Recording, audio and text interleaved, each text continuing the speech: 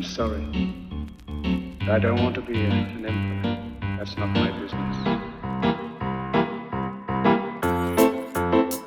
J'ai commencé à faire de la radio dans les années 90, c'est-à-dire il y a très longtemps, ce n'était pas encore RCF. Et j'étais venue, pas du tout pour de la radio, mais parce que je venais présenter un livre que j'avais écrit, qui était sur l'histoire de l'Église catholique.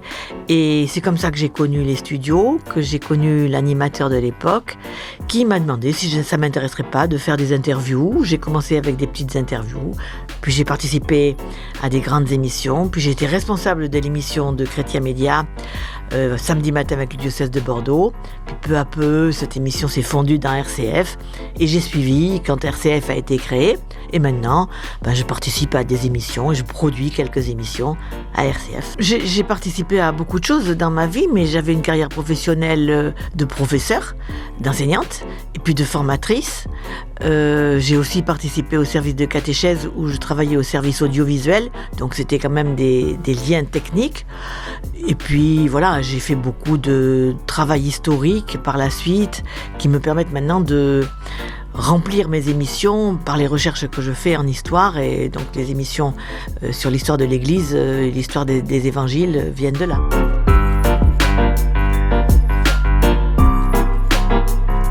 Les souvenirs les plus forts que j'ai, ils sont presque précédents pour RCF. C'était à l'époque où la radio était encore extrêmement artisanale. J'ai le souvenir d'enregistrements. C'était très très laborieux parce qu'on a eu d'abord des cassettes, ensuite des magnétophones à bande, des disques, des CD.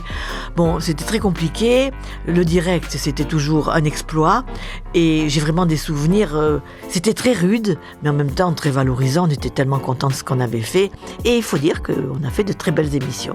Il me semble que la radio, elle a grandi, et elle a bien grandi. Alors elle a grandi techniquement, elle a grandi aussi en nombre, elle a grandi en professionnalisme. Ça a été un peu lent, mais progressivement on s'est rendu compte que avoir des professionnels et donc des salariés, c'était quelque chose d'important. Mais le côté bénévole qui demeure me semble très très important à garder.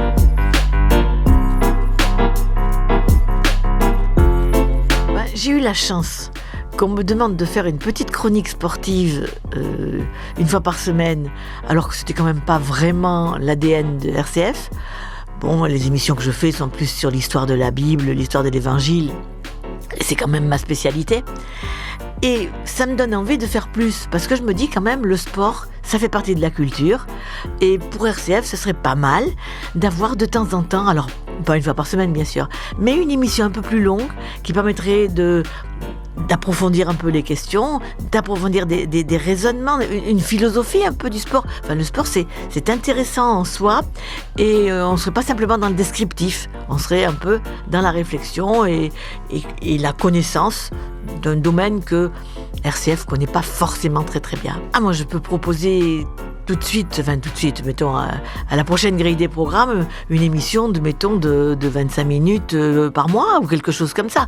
Alors, c'est pas quelque chose qui peut se faire dans les mêmes proportions qu'une chronique, mais une émission de réflexion ou un débat, j'aurais plein d'idées.